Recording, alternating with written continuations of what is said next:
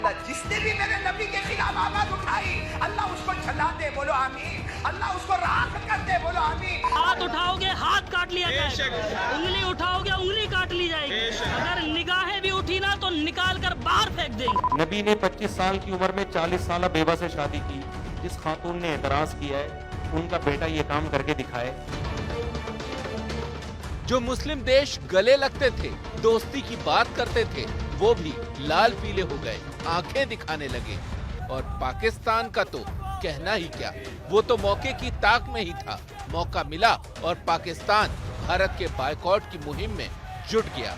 نوپور شرما جو گستاخانہ خانہ ریمارکس دیے ہیں، گو کہ کسی کی کیا مجال، کسی کی کیا اوقات کہ وہ رسول پاک صلی اللہ علیہ وسلم کی شان میں گستاخی کر سکے۔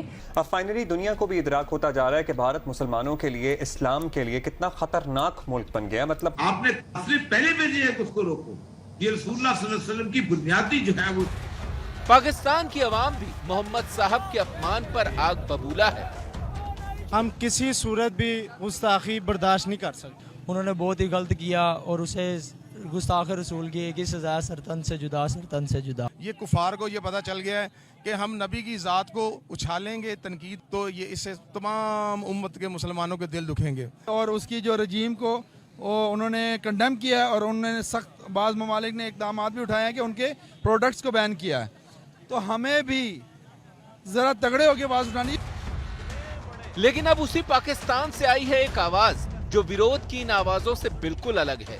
یہ آواز ہے پاکستان کے ایک چرچت مولانا کی، جہاں ایک طرف اسلامک دنیا نوپور کے خلاف کھڑی ہے، پاکستان کے مولانا انجینئر محمد علی نوپور کے بیان کو لے کر کھڑے ہوئے بوال کے خلاف نظر آ رہے ہیں۔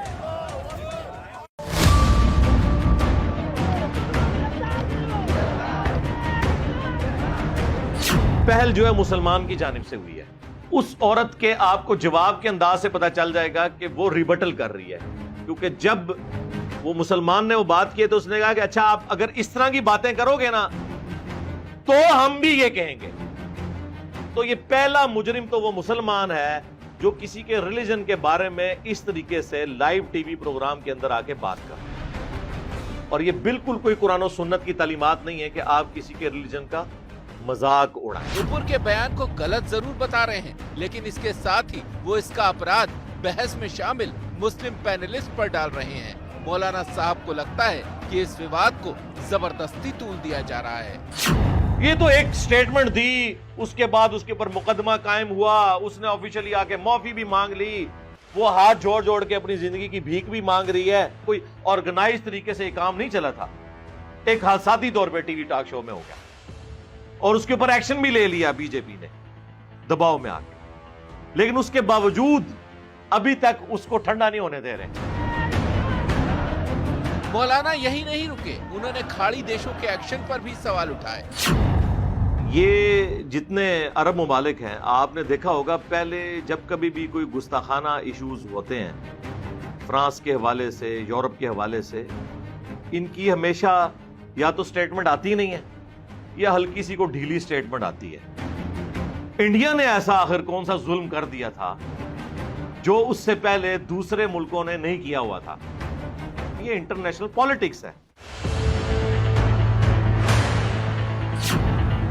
مولانا محمد علی کا آروپ ہے کہ بھارت کے خلاف یہ انٹرنیشنل پروپیگنڈا امریکہ کی شے پر ہو رہا ہے اور اس کے پیچھے ان کے اپنے ترک ہیں۔ انڈیا کو دیکھو، آزاد پالیسی ہے، وہ رشیا سے بھی لے رہا ہے، امریکہ سے بھی اس کے اچھے تعلقات۔ تو میرے خیال ہے اب انڈیا کو بھی پتہ چل گیا ہوگا اور عمران خان صاحب کو بھی پتہ چل گیا ہوگا کہ وہ جب چاہیں جس کی چاہیں گچی مروڑ دیتے ہیں، جو دنیا میں سپر پاور ہے اور ڈیزرو کرتے ہیں۔